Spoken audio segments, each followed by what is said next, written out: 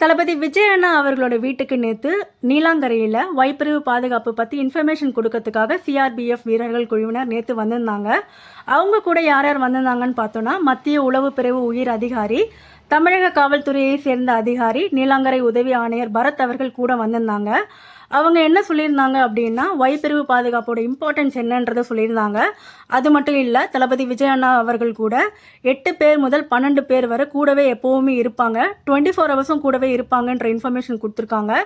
அது மட்டும் இல்லை, அந்த 12 பேருக்குமே அவர் வீடு பக்கத்திலேயே ஒரு வீடு எடுத்து கொடுக்க போகிறதாகவும் இன்ஃபர்மேஷன் கொடுத்துருக்காங்க. தளபதி விஜய் அண்ணா கட்சி ஸ்டார்ட் பண்ணி 1 வருஷம் ஆகுது.